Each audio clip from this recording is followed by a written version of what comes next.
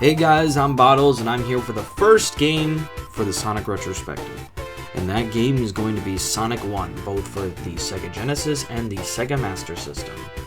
So, what the fuck can I even say about the Sega Genesis version? It's a great start. It's the best start that Sonic the Hedgehog could have ever had. I mean, like, the stages are fantastic, except for Labyrinth Zone. The controls are tight. The way that speed is handled in the game, amazing. I honestly couldn't think of a better way for this series to start. As the game itself, though, as a Sonic game, I'd say it's pretty okay. Like, it's not the best Sonic game, they've definitely done better, but as a start, and as like, kind of almost like a proof of concept, it's great. Like, you have like the 6 zones. I felt like that was the perfect amount just to like put your feet in the water. Then you have like all the power-ups. There was never any power-ups that got too overwhelming or too powerful. There was like just the right amount of invincibility shields, just the right amount of shields, always a good supply of rings. And that's another thing I always liked, like the ring system, where it's like, rings are your health. As long as you have rings, you can get hit as many times as you want, which I thought was really good for a speed-based game. Because, yes, you're getting punished by being stopped because, you know, you got hit by the enemy, you didn't react fast enough. But the ring system didn't, like, if they use, like, kind of like a Mario kind of thing, where it's like, unless you have said power-up, you only have one hit and then you die, I feel like that would have made the game definitely too hard.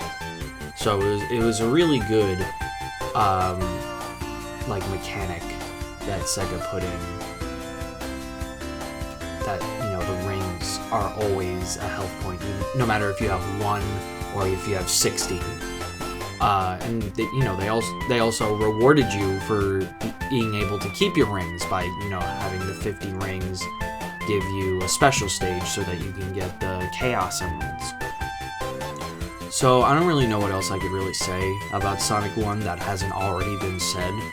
So I'm probably just going to move on to Sonic 1 for the Master System, because before this retrospective, like when I was planning it, I never really played the game in its entirety. I only played like the first couple stages and then I'd just go play something else.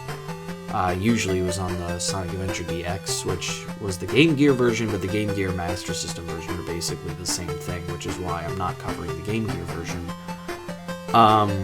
So Sonic 1 for the Master System is probably one of the most underrated Sonic games I've ever played. I actually love it. Like, I think it's up there in some of my favorite Sonic games, because for one thing, I kind of like how it's not just a port of the Genesis version. It's actually like its own separate game. And hell, when I was researching stuff for this episode, you know, I was researching like who made this, because it wasn't just Sega that made the Master System version. It was also a company called Ancient, which have made a bunch of other Sonic games, like mostly the Game Gear Sonic games, which I was kind of surprised about. Like, I thought maybe they only did this and Sega like did the rest or something like that, or even just like this and the Master System Sonic 2.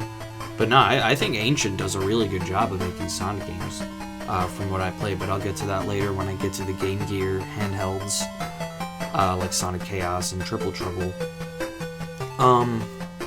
So, unlike Sonic 1 for the Genesis, Sonic 1 for the Master System has 7 stages, actually, and goddamn is that last stage brutal. It's literally like bullet hell in Sonic, and I actually really like that, because I like when a game has some real difficulty, and I kind of felt at times that Sonic 1 really doesn't have that much difficulty. Like, it's not even like a difficulty spike, it's just, like, it's a smooth up, but it's not very steep. Like, I can't tell if it's because you're building up your skills, like, amazingly throughout the game, even though they're very simple mechanics, or if Sega was just trying to be safe with it, considering it was the first game. But, yeah. So I enjoyed Sonic 1, and something that I kind of liked about the Master System version, that many other people probably wouldn't like, is that unlike the way that Sonic 1 for the Genesis handled it, Act 3s were basically like just the boss, instead of like a stage and then the boss. And even if there was like lead up to the boss, because sometimes there actually was, like in Bridge Zone, and the zone where you like climb up a bunch of shit before you actually get to the boss, the main difference was that there was no rings. Like, that made the bosses like 10 times harder. And you know, some people would hate that because it's like, oh, it's just like one hit death. That's not cool. Like, why wouldn't they give you any rings? I kind of liked it because it was like, it felt like more of a challenge, and it felt that like just that much more rewarding when you beat the boss. So yeah, I really like that. I'm trying. I remember what I was gonna say. The special stages of Sonic 1 for the Genesis. Oh boy, do I hate them. Like, they're garbage. Just like the spinny thing makes me fucking nauseous. I've hated them ever since I was like 3 years old. Like, ever since I started playing Sonic the Hedgehog. They're just so, like, I get how they work. Like, you know, like many people, they didn't really, like, people don't really get how they work. And honestly, it's not intuitive, like, at all. At times you just, like, swear it's random. But Sonic 1 for the Genesis special stages are just, like, confusing, and they're mazes, and nobody likes mazes. And even then, like, the bumpers suck ass. I never liked those, like, crystals that, like, you know, you go on them and then they change color until they disappear. I always felt like that was, like, unnecessary padding to the special stages.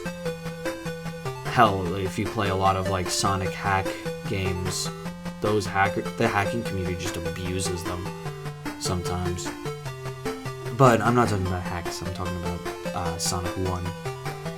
The Master System version, though, I like how they did it, because, you know, I've never seen it done in any other game except for the way they handled it in these Game Gear games and, you know, Master System games, was that instead of having to... I was actually very confused at first, because I was collecting 50 rings, and when you do collect 50 rings and get to the end, it does send you to a special stage, but all this special stage serves to do is to give you an opportunity to get to a fuck ton of lives. And I was like, well, how the fuck do I get a Chaos Emerald? And after doing a little bit of research, I found out that in this game, you don't get Chaos Emeralds from special stages.